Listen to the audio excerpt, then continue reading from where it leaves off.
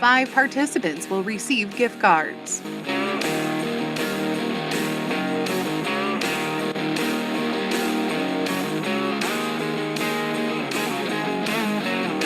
Before we begin this session, I'd like to remind everyone of a couple of things. Be sure to use the hashtag NAFB20 on all of your social media posts. And the NAFB Foundation auction also continues online. Be sure to utilize the proxy bid system to secure your bids today.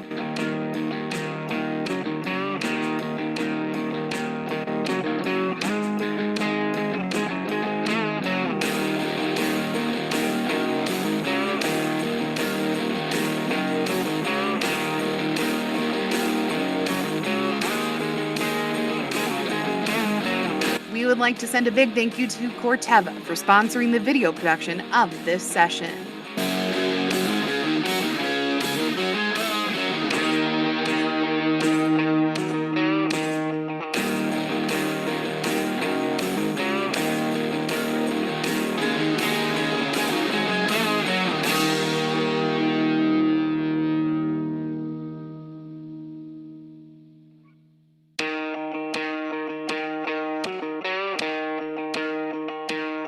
Welcome to the first virtual NAFB convention. Your session will begin momentarily.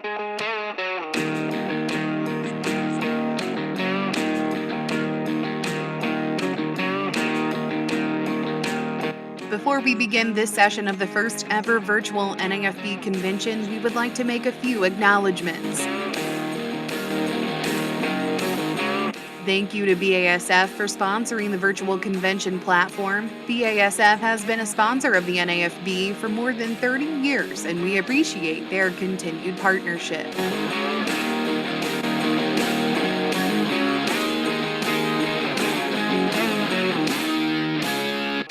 Did you know that by attending this session today, you'll receive points with the NAFB Virtual Convention Game, brought to you by Anuvia Plant Nutrients?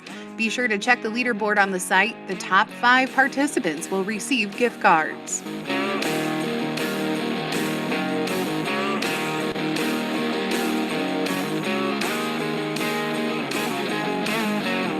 Before we begin this session, I'd like to remind everyone of a couple of things. Be sure to use the hashtag NAFB20 on all of your social media posts. And the NAFB Foundation auction also continues online. Be sure to utilize the proxy bid system to secure your bids today.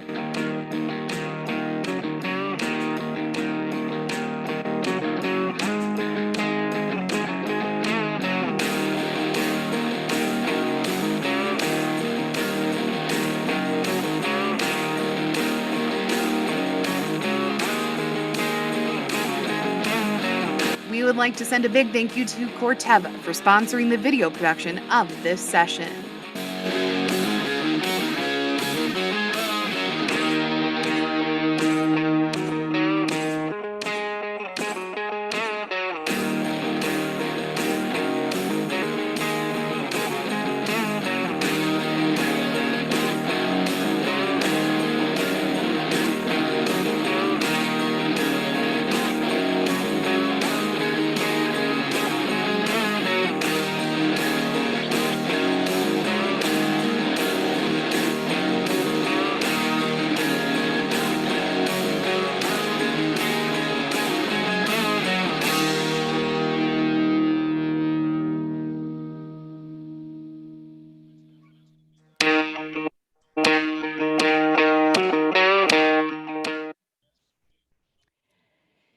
Hi, everybody. Welcome to the Newsmaker session, the financial status of agriculture. I'm Rita Frazier, your current president of the NAFB. This session is sponsored by NCBA. Before we begin, a few acknowledgments. Thanks to BASF for sponsoring this virtual convention. BASF has been a sponsor of NAFB events for more than 30 years. And we appreciate their continued partnership. By attending this session today, you'll receive points with the NAFB Virtual Convention Game, brought to you by Anuvia Plant Nutrients. Check the leaderboard on this site. The top 5 people will receive gift cards. This Newsmaker session is sponsored by the National Cattlemen's Beef Association. With us today from NCBA is John Robinson. John is Senior VP of Membership and Communications for the National Cattlemen's Beef Association. In his role, he oversees the membership team, which manages relationships with state cattlemen associations and individual members. He and his team are also responsible for policy and media communication for the organization.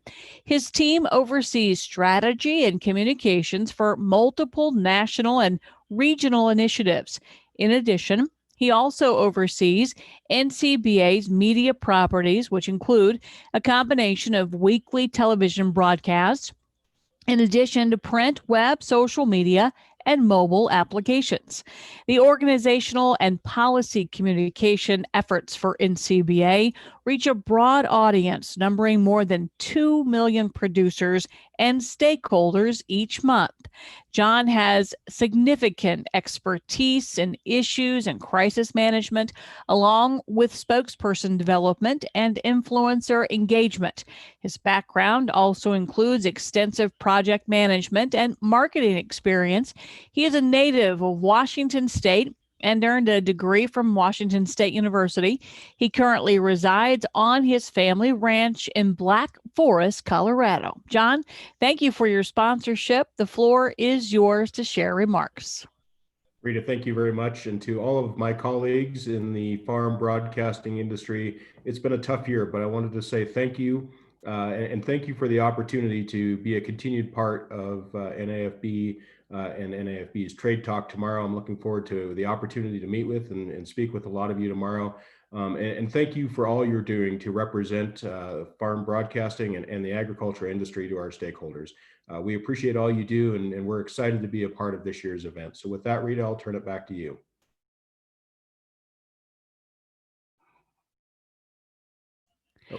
Thank you. And again, thanks for your NCBA sponsorship. Before we begin the session, I'd like to remind everybody again of the hashtag for NAFB. It is hashtag NAFB20 for all your social media posts. The NAFB Foundation auction also continues online. Utilize the proxy bid system to secure your bids. Finally, thank you to Corteva for sponsoring the video production of this session. Our speaker today, Nathan Kaufman. Nathan is here with us, and we surely appreciate his time and the information that is shared today. As we talk with Nathan earlier, he is ready to supply some great and timely information to us today. I want to tell you a little bit about him as a vice president of Omaha branch and executive with the Federal Reserve Bank of Kansas City, and is the Kansas City Fed's principal expert in agricultural economics.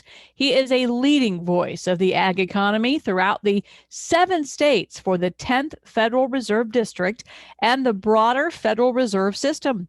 Nathan oversees several bank and Federal Reserve efforts to track ag economics and financial conditions and hosts the Kansas City Fed's annual Ag Symposium.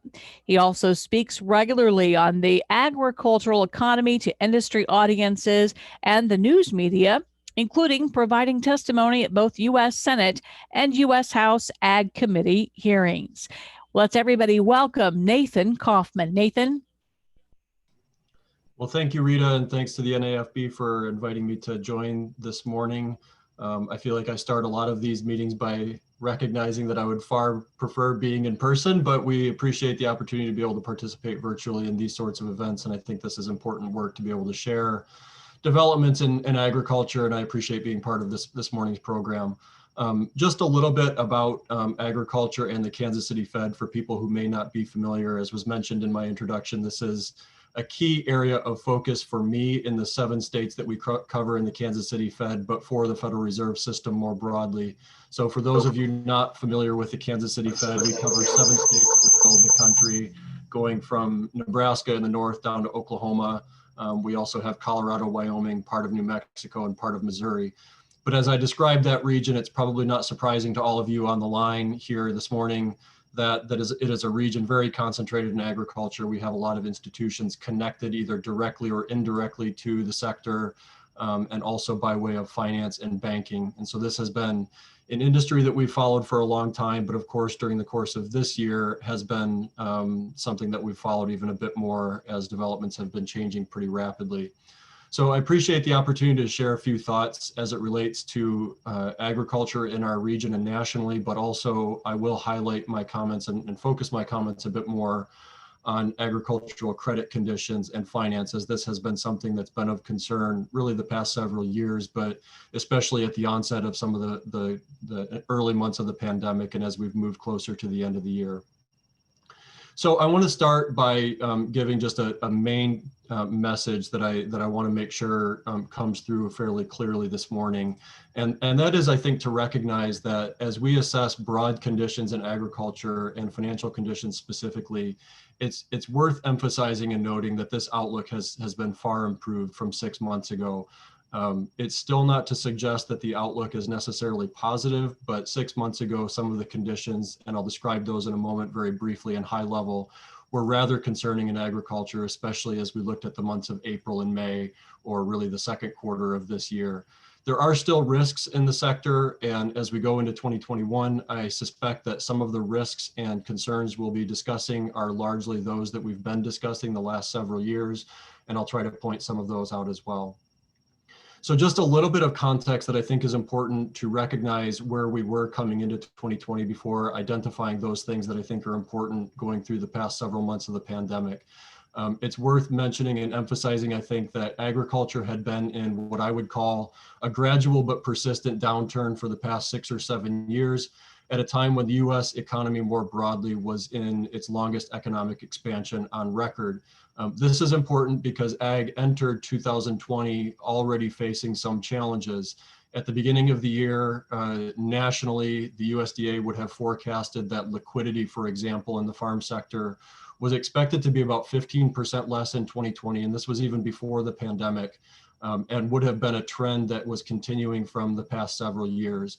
So a number of consecutive years of relatively low prices, low profits, concerns about liquidity, increases in delinquencies, and gradual increases in farm bankruptcies had generated a lot of concern the last number of years. So that was the picture for agriculture coming into 2020. But of course, we know that the early months of the pandemic obviously changed some of the kinds of things that we would have been talking about. So for this morning, I want to briefly highlight what I think are 4 key developments of things that happened immediately in the pandemic. And then also, as those 4 developments changed, why I think the outlook is a bit more positive than what it had been, certainly relative to April and May, but even relative to just a few short months ago. So the 4 that I want to highlight are as it relates to developments surrounding travel. So obviously we know that the restrictions and shutdowns that took place early on had a tremendous impact across our economy. And so I want to highlight that one. Supply chain disruptions would be a second one. And then the shift from restaurants to grocery stores would be a third. And then I want to talk about exports and the value of the dollar as a 4th component. So when we talk about the first one here, and as it relates to reduced travel, as it connects to agriculture, and I want to go through these relatively quickly to get to the more recent concerns about credit conditions and leave some time for questions.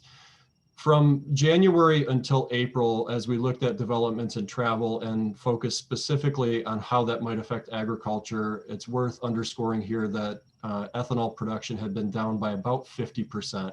So at the peak of the crisis, or what I would call the peak of the crisis in late March and early April, we were hearing about a number of ethanol plants that were closing down, and production really was at about a 50% level.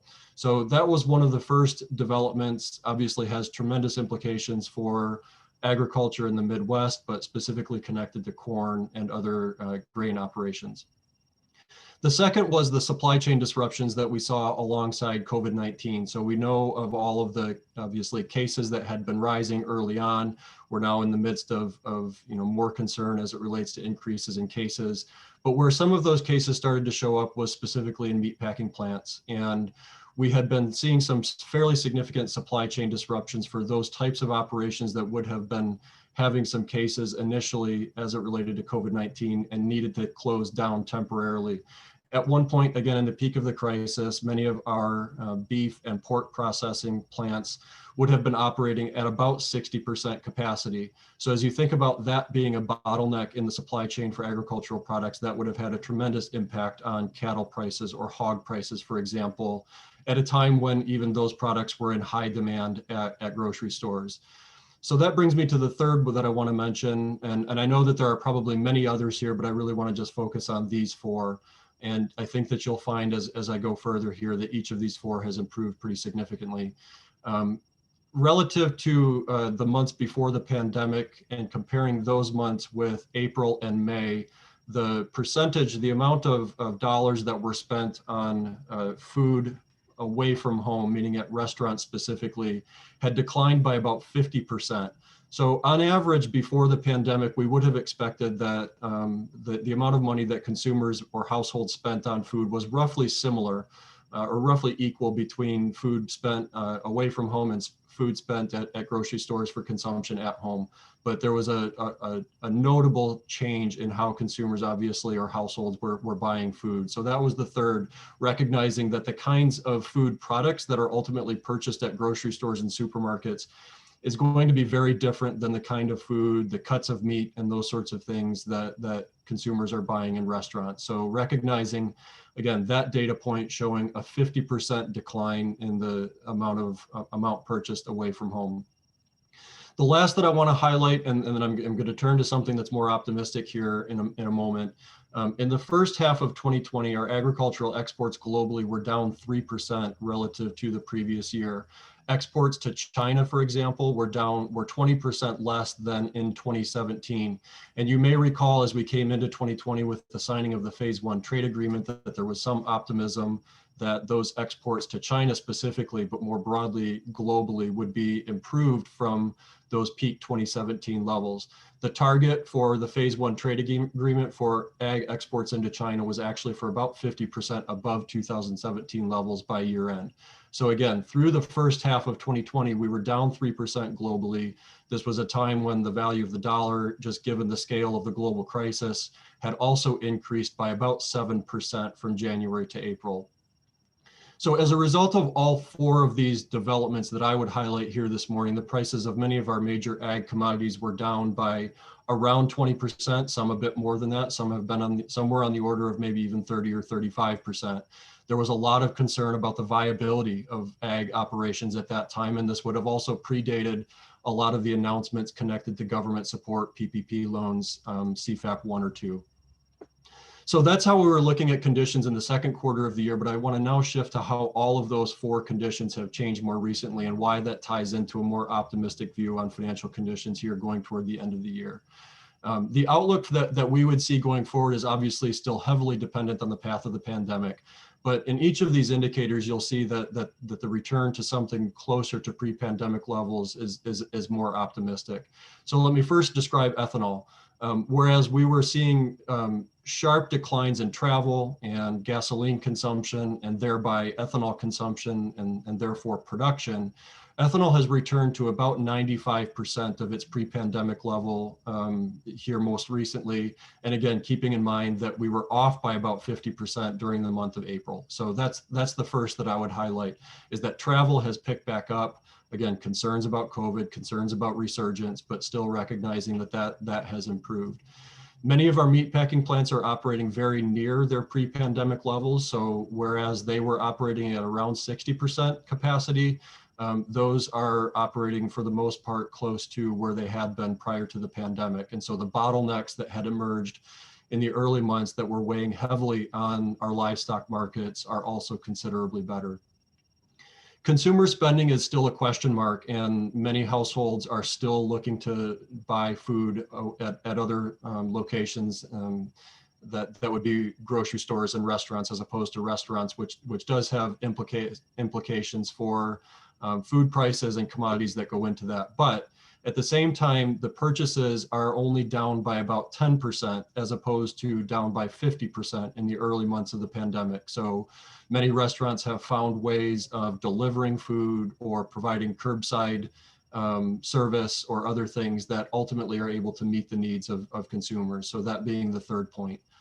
The fourth that I would highlight is probably the most optimistic development that we've seen in the past 6 months in agriculture, and that is related to exports. So again, keep in mind that the first half of the year, our export pace was 3% off of the previous year. When we look at the most recent 3 months that we have data for, we're actually up 4% relative to last year. Our agricultural exports to China specifically are up by 9% relative to the 2017 pace, as opposed to being down 20% relative to that pace in the first half of the year. The value of the dollar, again, as we've seen changes globally in the path of our global economies, has retreated back to where we had been prior to the pandemic. So in all four of these cases, conditions have turned considerably more optimistic. The prices of many of our major ag commodities have also recovered. Corn, for example, is the highest it's been in well over a year. Soybeans at multi-year highs. Still some lagging markets in livestock markets, for example, and some concerns in dairy that have been prevalent for some time. But worth recognizing just the recovery in those commodities. Since April, then it can't be overstated the significance of government payments this year that will be on the order of about $40 billion, or roughly 40% of net farm income. And so as we look at the changes that had emerged from April to September and October, as we got closer to harvest, that was worth also emphasizing, just in terms of in addition to the fundamental changes in the markets.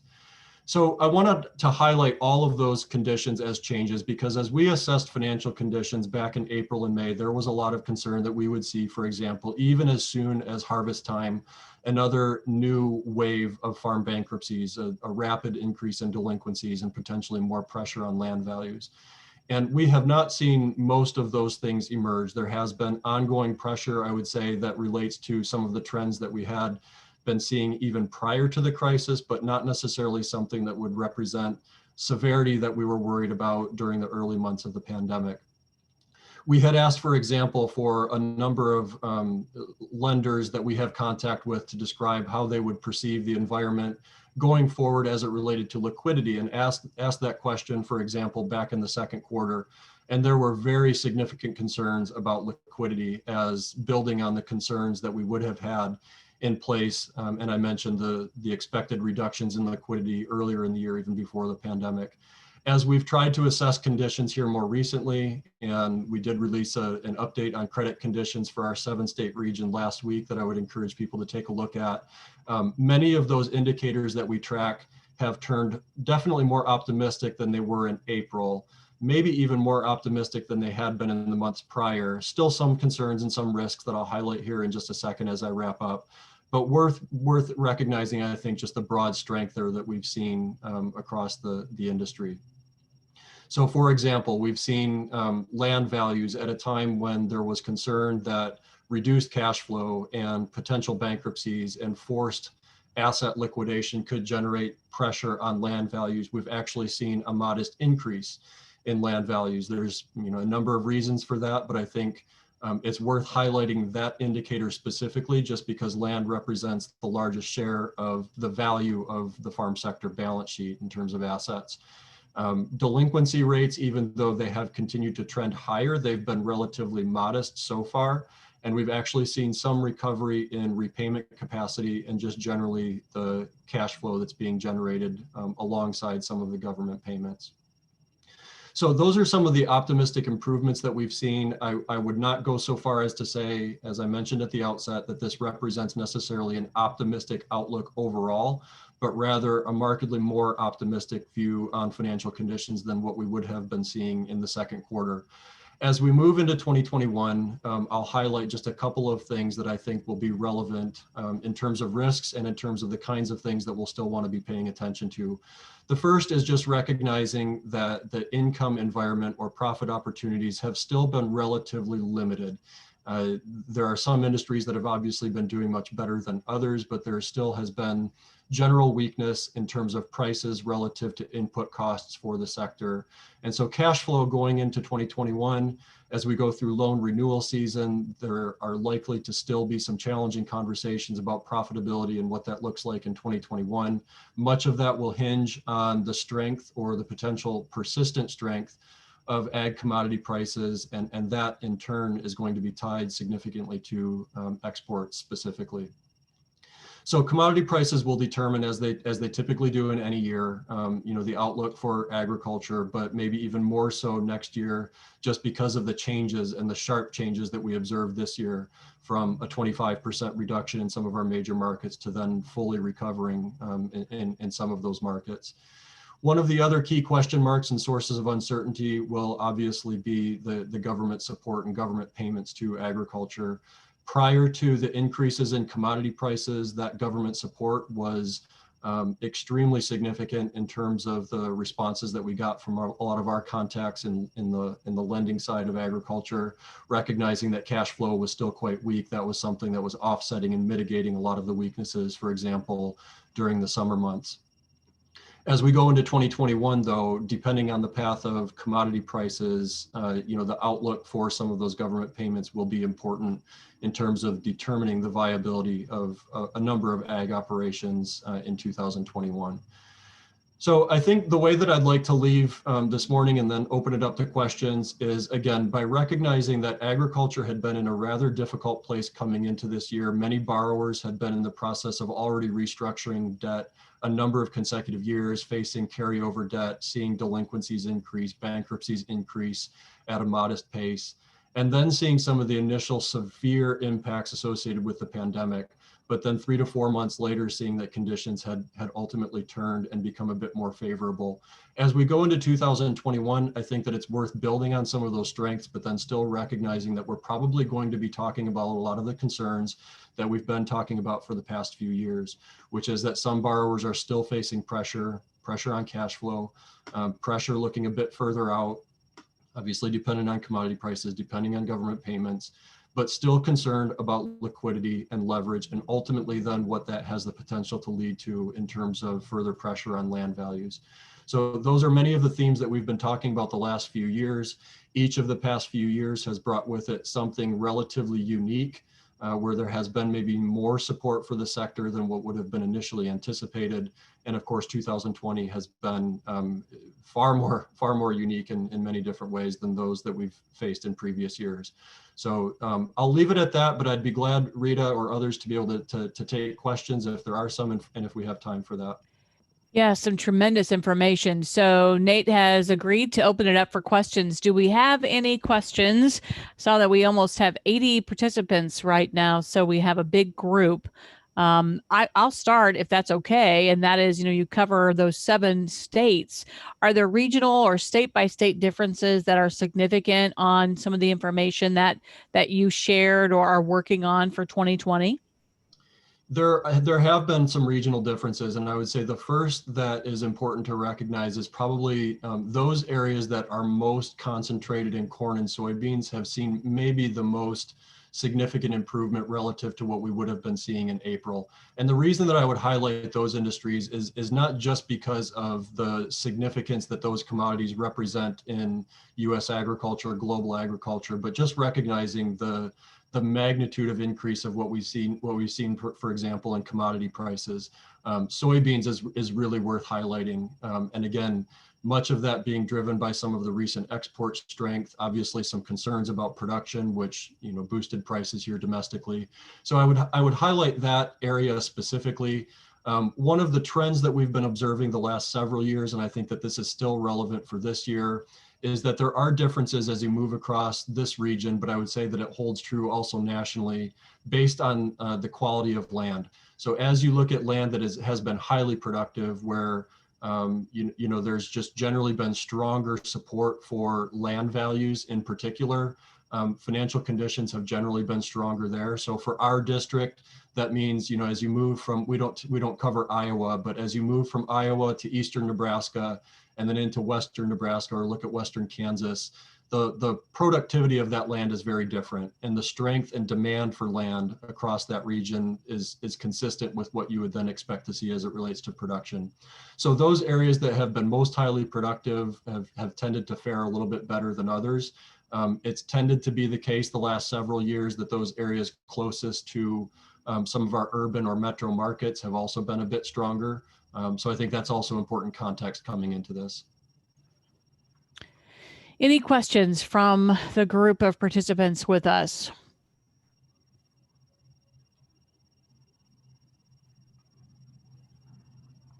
I'm going to ask another if that's okay, and we'll wait for folks. If you do have a question, please either message or come on screen and feel free to ask Nate a couple of questions.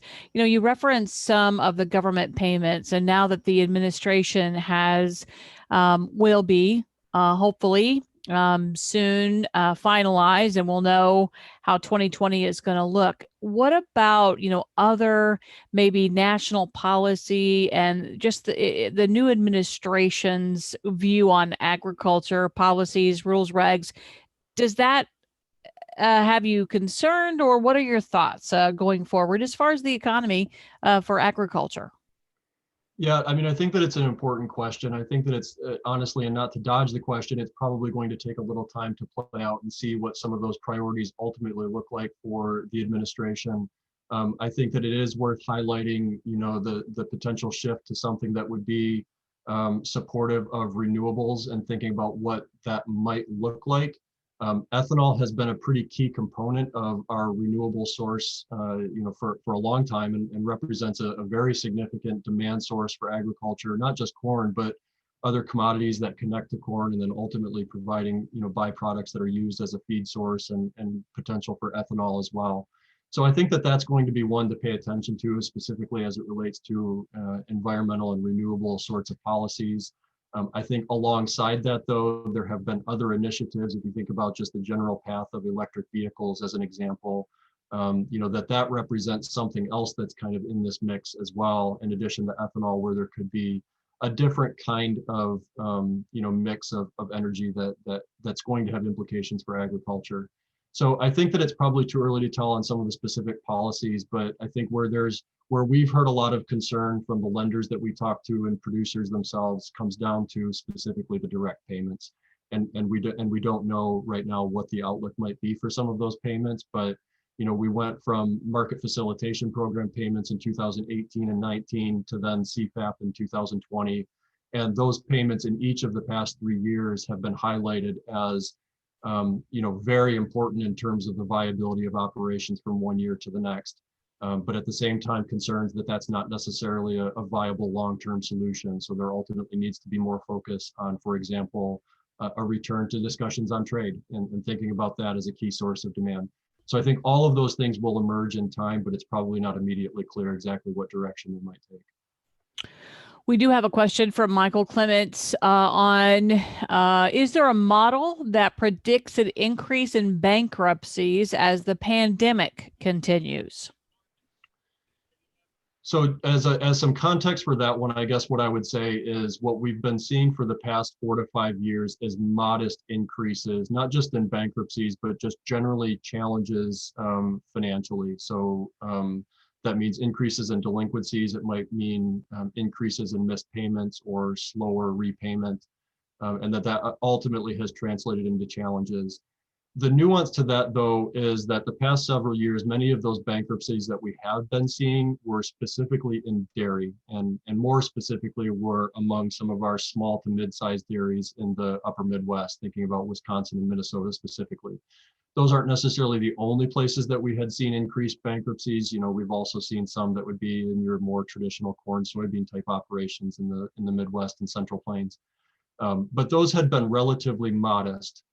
There was an expectation, again, in the early months of the pandemic, that if conditions were to persist as they had then, we would see a much larger increase in bankruptcies, maybe even regardless of size or commodity concentration.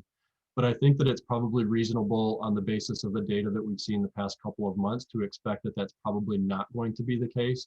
I think it's likely to imagine that we might still see some of the challenges that would be more on trend with what we've seen from the past several years, where challenges with liquidity have ultimately caused some pressure for some borrowers, but that's not necessarily a story of the averages. So not necessarily a model, and 2020, if there ever was a year where models are difficult to make work, is an example of that. But I think that's probably how I would see conditions evolving the next couple of months. A question from Ron Hayes in Oklahoma. Beef cattle, a major part of the Kansas City Fed area. What is your outlook for 2021, and what are the issues you are watching closely? So cattle, that's a good question. And cattle is an interesting one because it connects more significantly to how consumers might be positioned and how the global economy fares relative to some other markets.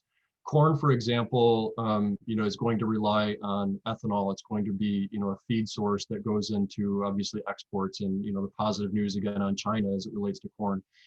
Cattle, though, is different in the sense that some of the value added in that industry, and obviously the price formulation is going to depend on what demand looks like for certain cuts of meat products, and ultimately that is a key source of demand, both in the United States and globally. So as we talk about the outlook for cattle and beef, it's going to hinge probably more significantly on the path forward for the pandemic, and as it relates to things like shutdowns and lockdowns.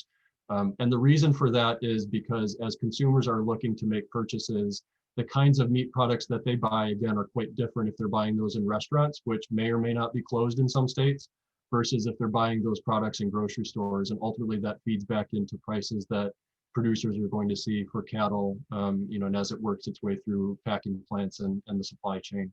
So that's one that we're following, and probably connects more to how we would see the path for COVID, the path for pandemic, and ultimately reopening, and the vaccine. So I think that's something that is worth commenting, just to the extent that it ties back into some of the more macroeconomic developments.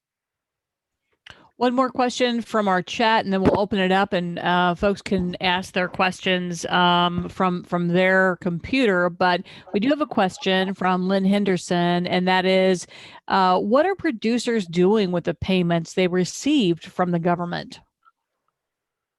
Well, I can say what my hope is that they might be doing with some of those payments, and I'm not sure how much I can say definitively with what they might be doing with those payments. I think my hope would be that there's recognition of the stress that we were facing in agriculture coming into 2020, and that many of those pressures might still exist in 2021 or even 2022. And so, one thought then would be to try to shore up working capital. Lenders, when they are assessing risk in their portfolio, have been extremely focused on working capital and liquidity, because that's where the concerns have been centered. And so for producers, obviously they're going to want to get a sense of what their own level of risk might be, knowing their production costs, knowing break-even costs, but ultimately focusing in on what is their working capital available to help absorb any potential shock, because there still is a fair amount of uncertainty as we go forward. It is year end, and so many operators, as they have in years past, are thinking about what sorts of capital investments, purchases, and things they may need for the next year. And so I would suspect that that's also very much on the table. Thinking about prepaying input costs or some of those things are probably some of the decisions that producers are facing. But I think again, it's worth noting that the payments being made at a time when we're also seeing increases in prices is worth highlighting just the strength here more recently. From the floor?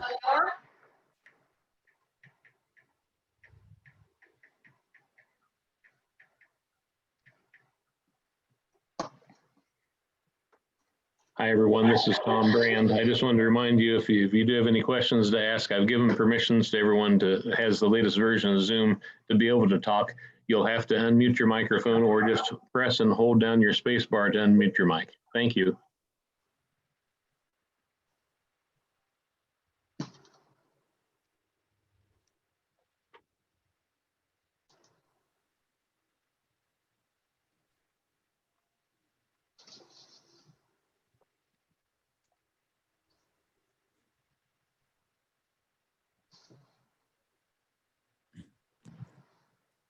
Nathan? Yes, I can hear you. Nathan, this is Gail Cunningham from Wixie Classic Radio out of Champaign, Illinois. I guess I'd like to get your take a little bit about if the new administration comes in, their economic policies. How do you see some of the what we see as ground level policies now that's being touted by the new administration as it might affect the ag economy? Do you see anything, and if so, what might that be? As I mentioned earlier, I think it's going to take some time to see how some of those policies play out, but not just the policies themselves, how they might be pursued. It's worth reminding people that prior to this pandemic, we had been talking a lot about trade. 2018 and 2019, as we interacted with lenders and producers nationally, that was the top concern. So we had been thinking about not just NAFTA, but trade disputes with China, potential new trading agreements among other countries. Trade had really been in the forefront. And the reason that it had been at the forefront is because we had several consecutive years of very strong production, and inventories and production had been weighing on prices. And so with those very high inventories, there was a need to be exploring trade as a pretty key source of demand. So I don't necessarily have a lot to add in terms of what those policies might be as they unfold with respect to trade, but we know from past experience that all of our trading relationships have taken time to build and significant focus. And so I think that some of the discussion is likely to return to those aspects pertaining to trade.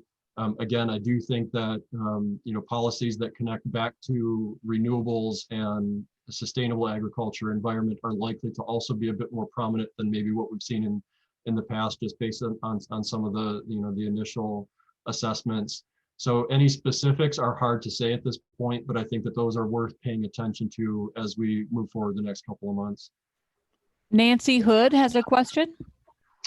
Hi, Nate. Can you hear me? I can hear you. Fantastic. I am a PhD student at Texas Tech University, working in ag communications. I'm wondering if you have any specifics on how the fruit and vegetable industry is responding to this pandemic. I know there was a lot of dumping of crops in the fields because of packaging issues. And have you looked at that at all? The trend that we've seen there, or developments in fruits and vegetables, has actually been similar in a broad sense as to what we've seen nationally, which is to say that those supply chain concerns that we were very concerned about in April and May have abated fairly significantly. There are still some cases where concerns about COVID-19, for example, are something worth paying attention to, and especially as it relates to fruit and vegetable operations, because they would have more dependence on labor than what we would see, for example, among grain operations, where mechanization and capital tends to be a bit more prominent. So it's not to suggest that all of the issues there are necessarily resolved, but where there has been even more strength as it relates to revenue, prices, receipts, and some of those sorts of things, fruits and vegetables have fared a little bit better than some of our more standardized commodities that we would think about in the Midwest and Central Plains. So labor was one of the main concerns coming into 2020 for a lot of those specialty types of specialty product operations, in addition to trade. Again, I think it's worth keep coming back to trade, because I think that that's going to be one that as some of the concerns around the pandemic start to fade and we worry less about supply chain disruptions and travel and things that are unique to this time period, it's likely to be the case that we're going to return to the kinds of things that we were talking about prior, which were labor and trade and water, as you look at the West Coast. So, those are probably the things that are going to emerge again, but for the time being, again, I would say as they have nationally. Spencer Chase, AgriPulse. Hi, Nate. Can you hear me? I can hear you. Terrific. Appreciate you making time for NAFB here today. Obviously, no matter what happened in the election, I think it was widely assumed that we weren't going to see the same level of direct payment support offered to producers in the next 4 years that we've seen in the last 4. Wondering your assessment on what that will do in terms of farm financial health to some of these operations that might have really needed some of those direct payments in order to stay afloat. Do we get enough of a recovery in income to keep those operations afloat, or do some folks need to end up filing bankruptcy just as a result of the loss of those direct payments? Yeah, it's going to be an important question. There's obviously a lot of uncertainty, and I'll try to answer that in a couple of different ways. The first is, again, coming back to the observation that those government payments are accounting for about 40% of net farm income. It conveniently works out that farm income is around $100 billion in 2020. So it's easy to then back into a number that says that that's about $60 billion. I'm obviously rounding and simplifying there. If you take off those government payments, it does represent a decline in farm income. This would have been, though, before the increases that we saw in commodity prices here more recently. So again, China started placing some really large orders for soybeans and corn specifically in August, and we've started to see some of those exports pick up.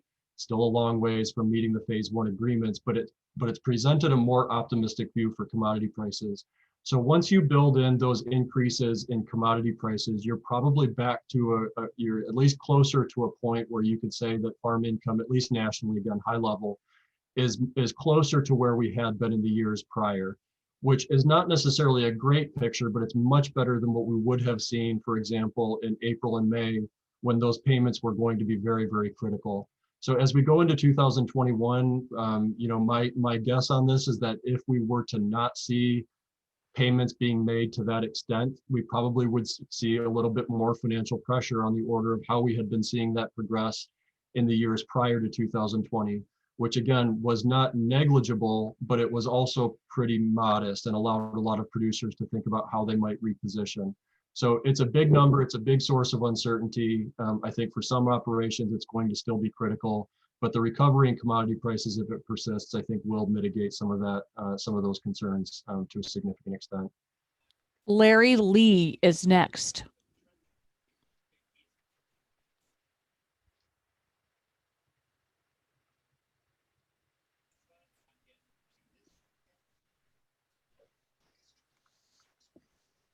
Larry?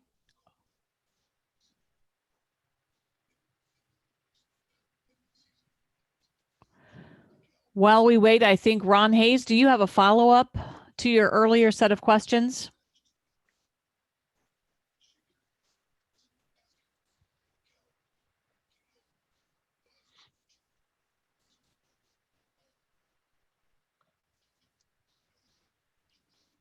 Okay, let's try Brent Adams. He has his hand up. Brent? Yeah, Nate, I was wondering if you're seeing any cause for optimism when looking at farm equipment manufacturing or sales. There I would say that I wouldn't go so far as to say optimistic in the medium term, but it's definitely turned a little bit more optimistic alongside the same sorts of developments as it relates to cash generation, government supports, and farm income the last few months. When we were looking at this back in April and May, and again, remind people that there were plants that were shutting down in a number of different segments of the economy. They were concerned about what, if any, source of demand there would be for products. There was a lot of concern. Commodity prices, again, to reiterate this, off by 25 to 30%. Even with government payments in 2020, there was maybe a view before we started to see a recovery in commodity prices that even if we got something stronger in 2020, there would not be the income source in 2021 to then support a more favorable view longer term into 2022, for example. I think as we've seen some of the recovery in incomes, and I don't want to necessarily overstate this, but the developments and the changes that we've seen since April and May are pretty significant. And so I think that the views in that segment of the industry would also be more positive alongside some of the same, developments related to things like ethanol.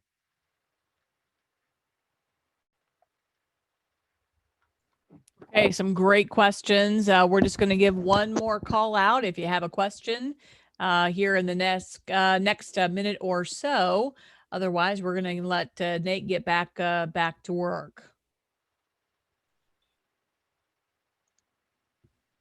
Seeing there no other questions for Nate today. Nate, thank you so much for your valuable information being with us today. And thanks everyone for watching. The Newsmaker session has been brought to you by NCBA. Thank you for your support for the membership and convention of the NAFB.